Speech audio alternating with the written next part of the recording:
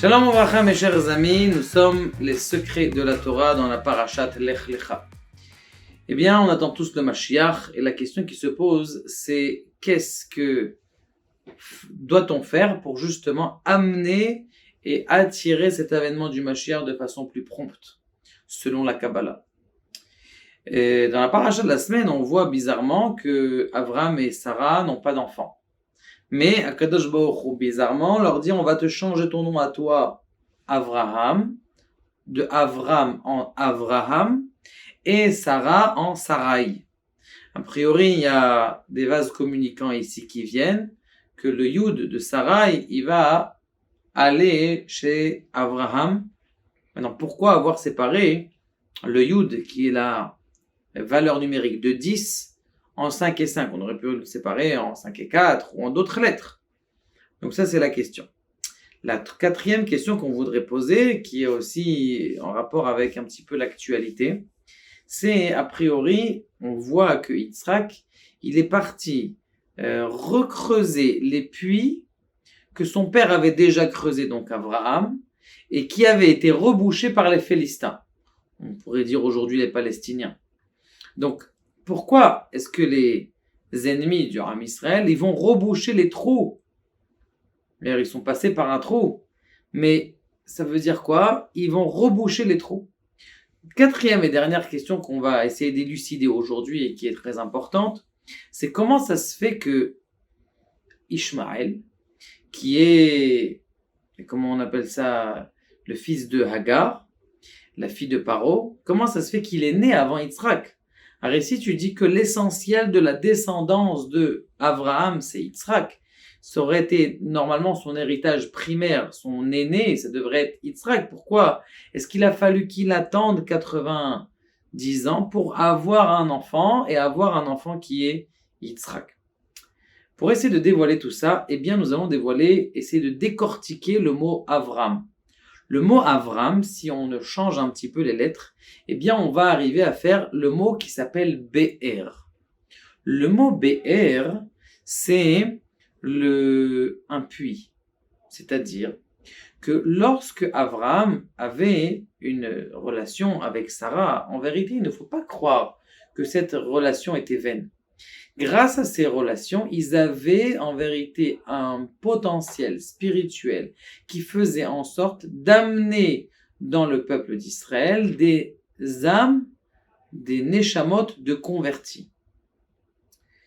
Et d'ailleurs, c'est marqué Ve'et kol hanefesh asher asu becharan, toutes les âmes qu'ils ont fait à Haran, c'est-à-dire qu'ils ont converti énormément de gens.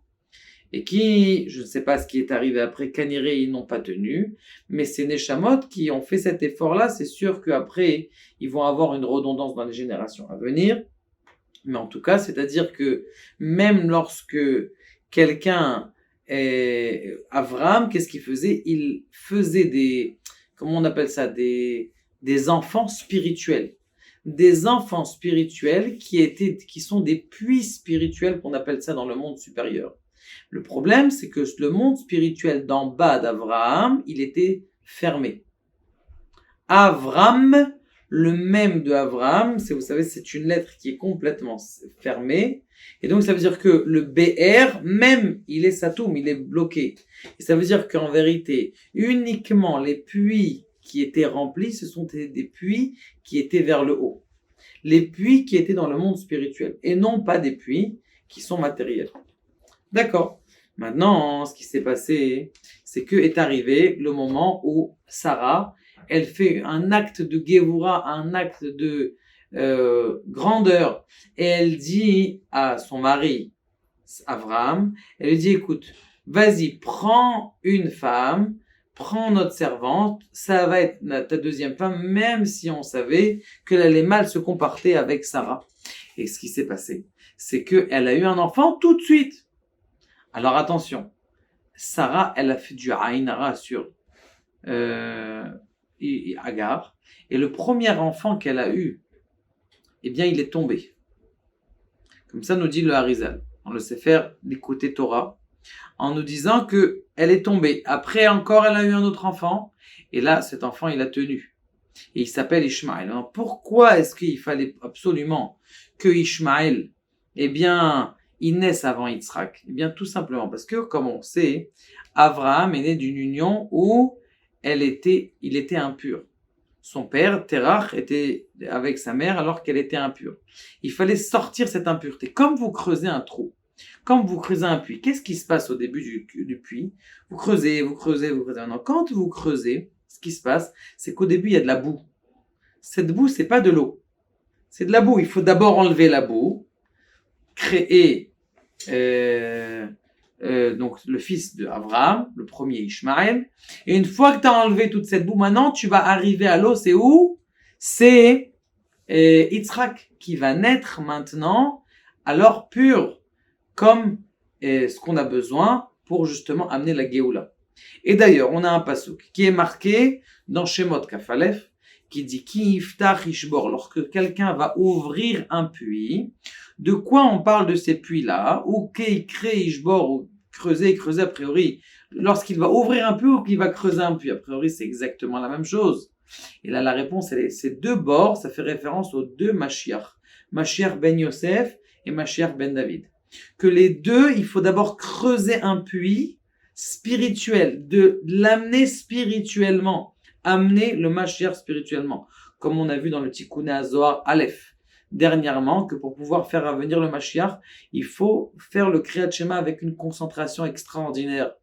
Une autre aussi qui est très importante, c'est de faire le Shabbat de façon totale. Quand quelqu'un il fait le Shabbat de façon totale, eh bien il est en train de créer des mondes extraordinaires en haut et qui sont à l'intérieur de ça des sources. On va dire Mekor Shabbat, Mekor Abracha. C'est quoi Mekor Abracha? C'est une source. Le Shabbat, c'est une source de bénédiction. Maintenant, il faut créer cette source de bénédiction.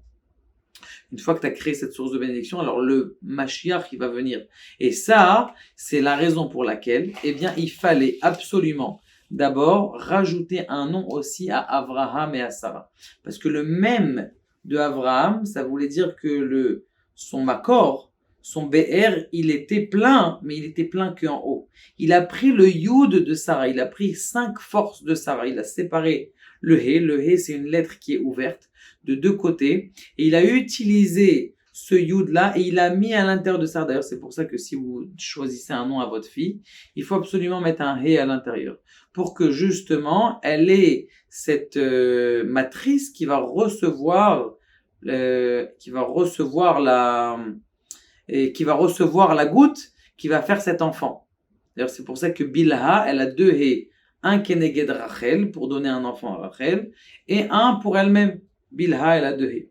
Donc le He, c'est ça le He de la reproduction. Et donc c'est pour ça qu'on a séparé, on a enlevé la rigueur de Sarai un petit peu, on l'a donné à Abraham. Abraham, il a ouvert son Makor, alors qu'il était déjà ouvert, mais dans les mondes supérieurs, et il l'a amené vers le bas.